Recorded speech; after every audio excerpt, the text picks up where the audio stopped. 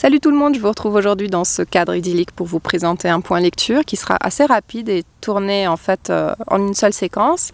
Derrière moi le mont d'Orchet, je suis posée dans une petite prairie très agréable pour vous présenter aujourd'hui 4 lectures qui m'ont été demandées de lire par Gladys, qui est une abonnée à ma chaîne, qui possède également la sienne, qui s'appelle Toujours plus de lecture.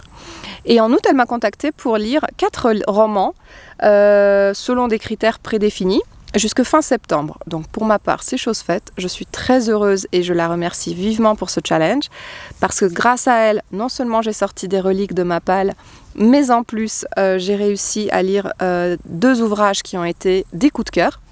Et pour ma part, Gladys, je te laisse un délai jusque fin octobre pour que tu puisses lire tes lectures parce que je sais que tu es très occupée en ce moment. Et donc je te donne jusque fin octobre pour lire tes livres et les présenter en vidéo. Alors pour ma part, je vais vous présenter ça tout de suite sans plus tarder. Comme je vous le disais, les 2 derniers seront des coups de cœur et les 2 premiers sont des lectures bof à pas mal. Alors le premier, il s'agissait pour moi de lire un livre à couverture rigide. Pour le deuxième, ça devait être une BD ou un ouvrage graphique. Pour le troisième, Gladys m'a demandé de lire un livre dont la couverture représentait la mer ou l'océan. Et pour le dernier ouvrage, il fallait lire un livre à dos bleu. Voilà, ce qui vous donne déjà un indice sur qu'est-ce qui a été une bonne et une moins bonne lecture. Alors le premier, c'est le livre à couverture rigide. Et là, j'ai sorti Le secret de Rhonda Byrne, qui est un livre canadien paru en 2008. Un livre donc de développement personnel qui vous proposait de révéler un secret connu seulement des plus grands, tel qu'Einstein par exemple, et qui vous permettra d'atteindre tout ce que vous avez toujours désiré dans la vie.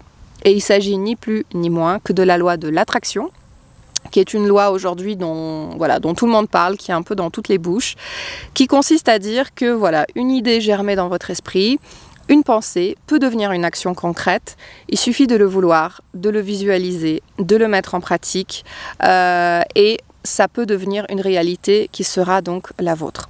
Pourquoi s'en priver? Et chaque être humain, chaque individu est capable de faire le meilleur. Et c'est vrai, quand vous voyez certains exploits sportifs réalisés par des personnes qui sont, je sais pas, estropiées, c'est, vous pouvez aller très loin, il suffit de le vouloir. Et ici, Rhonda Byrne vous donne ce souffle au niveau du cœur pour vous permettre de croire en vous-même, d'avoir l'amour de vous et de croire en vous-même pour remplir tous ces objectifs-là. J'ai donc, moi, fait l'acquisition de ce secret sans savoir ce dont il s'agissait, mais j'ai vu un film adapté de ce livre avec notamment Katie Holmes, ouais, c'est ça, Katie Holmes, qui était pas mal du tout. Et là, j'ai tout de suite su en fait de quoi on allait parler dans ce livre-là. Mais pour moi, ça a été une lecture très mitigée et en fait pour une raison très concrète. C'est parce que malgré la très jolie édition, le papier glacé, toutes les belles citations que vous avez à l'intérieur, je trouve que ce livre ne vaut pas les 25 € qu'il coûte. En plus de ça, il y a une suite qui vient de paraître et elle n'est pas forcément moins chère. Donc pour moi, ce livre-là n'a tout simplement pas le contenu que j'espérais pour payer un tel prix. Donc si vous le trouvez d'occasion, foncez. Par contre, moi je vous propose tout simplement d'économiser votre budget et de ne pas acquérir ce livre si vous voulez trouver un bon livre de développement personnel. Je vous prépare une vidéo dédiée à ce sujet. Parce que dans le développement personnel, il y a du bon et il y a aussi du moins bon. Et plutôt que de lire Le Secret, je vous propose plutôt de lire La Prophétie des Andes de James Redfield, qui a ensuite été accompagné de livres, compagnons tels que La 10e prophétie ou encore Les leçons de vie de la Prophétie des Andes, qui est très intéressant. Dans celui-ci, on se contente de parler de la loi d'attraction dans des termes et des phrases très génériques, pas très concrètes, avec finalement très peu d'exemples à la clé. Et pour moi, j'y ai vraiment pas trouvé mon compte. Donc je ne vous conseille pas l'achat, peut-être la lecture, oui, si vous en avez l'occasion ou si vous avez la possibilité de l'emprunter. Pour le deuxième livre, là, ça a été déjà beaucoup mieux, plutôt une bonne découverte. Et il fallait que je lise une bande dessinée, mais je n'en avais pas dans ma bibliothèque qui ne soit pas déjà lue. En revanche, j'avais ce roman graphique inspiré de P.J. Lovecraft, Les Montagnes Hallucinées, le tome 1 ici par Gu Tanabe, que je vais vous faire gagner parce que j'en ai un exemplaire tout neuf sous blister. Donc je vais vous le faire gagner à la fin de cette vidéo. Il suffira juste de suivre les modalités. Je vais aussi prolonger ce concours sur Instagram si vous préférez participer sur Insta. Alors de quoi il s'agit ici? On est dans l'Antarctique avec une expédition envoyée par l'université, alors c'est l'université d'Escatonic, je ne sais plus comment elle s'appelle. Bref, c'est l'université qu'on retrouve toujours dans les romans de Lovecraft. D'éminents scientifiques et de chercheurs vont partir parce que leurs collègues, leurs confrères ont trouvé peut-être un secret fabuleux, une découverte incroyable, et donc ils vont aller explorer le Grand Nord grâce aux découvertes technologiques récentes, c'est-à-dire l'aviation et aussi les progrès faits au début du XXe siècle sur l'habillement, etc., les conditions de survie de l'homme face à des températures extrêmes comme ça. Ils vont découvrir en fait que derrière les plaines, voilà, les brumes, les nuages, il y a en fait des montagnes. Et pourquoi elles sont hallucinées? Vous allez le découvrir tout simplement. Si vous connaissez déjà Lovecraft, vous savez qu'il va s'agir de créatures terribles et de l'homme surtout face à l'inconnu, face à des choses qui le dépassent complètement, dans sa terreur la plus pure. Et j'ai retrouvé heureusement dans cet ouvrage l'univers de Lovecraft et surtout cette horreur et ce climat en fait très sombre, très froid, vraiment terrible que l'on retrouve souvent dans l'œuvre de Lovecraft. Donc ça, c'était plutôt un très très bon point. Et il y avait une deuxième chose que je craignais dans cet ouvrage, c'était le coup de crayon. Et en fait, ça a été plutôt une bonne surprise aussi, puisqu'ici, Gutanabe nous fait de très très beaux dessins. Je peux vous montrer d'ailleurs une double page. Je vais vous montrer ces montagnes, tiens, parce qu'elles sont ici plutôt bien dessinées. Vous voyez, c'est quand même très très bien fait. Pas mal de détails au niveau du dessin, des personnages qui se reconnaissent facilement parce qu'ils ont du coup des visages vraiment différents. Plutôt une très très bonne découverte et j'ai hâte de lire la suite. Donc moi je vous propose aujourd'hui de lire, d'acquérir celui-ci par le biais d'un concours. Et parce que je trouve que ça vaut le coup. Voilà, donc cet exemplaire-là que j'ai ici, d'ailleurs, sous blister, je vais vous le faire gagner. Voilà, et donc je suis très très contente de vous faire participer à ce petit concours aujourd'hui parce que je n'en ai pas encore fait sur ma chaîne et il serait grand temps de le faire. Pour le troisième roman que Gladys m'a demandé de lire, il fallait que je lise un livre qui représentait la mer ou l'océan sur la couverture. Et là, je n'en avais pas en fait, parce que, je ne sais pas si vous vous rappelez, en août, je vous ai fait un point lecture sur des livres qui traitaient de la montagne et de la mer. Je me suis dit, mais en fait, j'ai plus rien dans ma bibliothèque qui traite de l'océan ou de la mer. Et là, j'ai commencé à aller fouiller un peu dans mes reliques, et j'ai trouvé le Stéphane Beauverger avec le Déchronologue, qui est paru à l'origine aux éditions La Volte, qui publie aussi mon auteur chouchou qui est Alain Damasio. Et moi, je l'avais ici chez Folio SF depuis un bon moment dans ma bibliothèque. Donc je me suis dit, allez, il est temps que tu le sortes. Il te fait certes très très peur, l'écriture a l'air très soutenue, mais on va se lancer. Alors il a reçu plusieurs prix, ce livre-là, notamment le prix Utopial, donc qui est plutôt un prix très prestigieux. Il y avait aussi le prix Bob Moran et le Grand Prix de l'Imaginaire. Et j'avoue qu'au début, j'étais un petit peu craintive parce que, effectivement, l'écriture est très soutenue. Il faut vraiment se poser et prendre le temps de lire ce roman. Comme beaucoup de romans aux éditions La Volte, et notamment les romans d'Alain Damasio, on n'y rentre pas comme ça en discutant avec son voisin. Non, non, il faut vraiment rentrer dedans. S'acclimater un petit peu à l'écriture, à cet univers, en fait, qui ici est un univers imaginé, puisqu'on est dans des histoires de sauts dans le temps, mais on est quand même en 1600 et quelques avec le capitaine Henri Villon, donc on arrive très bien à se figurer cet univers-là. Il n'y a rien de très compliqué à se l'imaginer. Il faut juste s'imaginer que ce navire-là, le Déchronologue, dont le capitaine Henri Villon est le meneur, va croiser d'autres navires, là vous avez un petit indice, qui viennent en fait d'autres époques, et il va les combattre ou les éviter, c'est selon. Il va mener des combats extraordinaires. Et pour ma part, ce qui m'a choquée dans ce roman, c'est tout d'abord la richesse déjà de cet univers, la profondeur des personnages, notamment celui de Henri Villon, qui est un homme, un meneur d'hommes, qui est un homme extrêmement courageux. Je ne vous dis pas le nombre de fois qu'il passe au cachot dans ce livre et il s'en sort il voit tous ses compagnons mourir les uns après les autres sous ses yeux, de soif, de faim. Lui-même, il est à 2 doigts de s'automutiler, de se manger tout seul.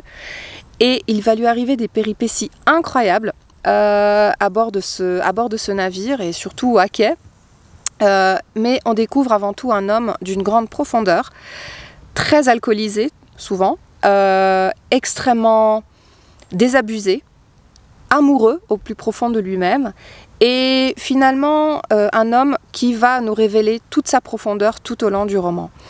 J'ai trouvé vraiment cette histoire rondement bien menée et c'est un vrai coup de cœur déjà pour l'humour dans ce livre. J'ai adoré l'humour de Stéphane Beauverger et j'ai adoré aussi vraiment cette histoire avec ses sautes dans le temps, parce que s'il y a une chose que je trouve un petit peu prise de tête dans les romans qui parlent comme ça des voyages dans le temps, c'est le côté un peu incompréhensible, on perd souvent la crédibilité, que là pas du tout. On est toujours dans le récit, on sait exactement à quelle époque nous sommes, bien que la structure de ce roman soit un peu particulière quand même, hein. Donc voilà, une chronologie un peu particulière, mais qui n'entache en rien la compréhension dès lors que l'on prend son temps, que l'on accueille l'écriture de l'auteur et que l'on découvre son humour avec grand plaisir. J'ai adoré aussi ce que découvre Henri Villon, notamment au cœur de la tempête. Donc pour moi, ça a été une très bonne découverte et surtout un coup de cœur. Et le tout dernier, également coup de cœur, c'est un livre à dos bleu. Alors effectivement, là j'ai pas trop eu de mal à trouver. J'avais très envie de lire ce Betty qui avait fait grand bruit à sa sortie en 2020 il me semble. Tout le monde en parlait, tout le monde s'émerveillait devant ce livre et moi j'ai vraiment voulu attendre mon tour pour le lire et en fait j'ai peut-être eu tort. J'aurais peut-être dû le lire à sa sortie. Pourtant c'est un livre que j'offrais sans même l'avoir lu. On est avec la petite Betty. Donc c'est de Tiffany McDaniel, je ne vous l'avais pas spécifié, c'est chez Guy Mester, il est sorti en poche depuis. Betty, on va suivre son enfance, son adolescence, au cœur d'une famille qui a été un petit peu ballottée de droite à gauche en fait aux États-Unis. Ils finissent par s'établir dans l'Ohio. Le père est cherokee, la mère est américaine.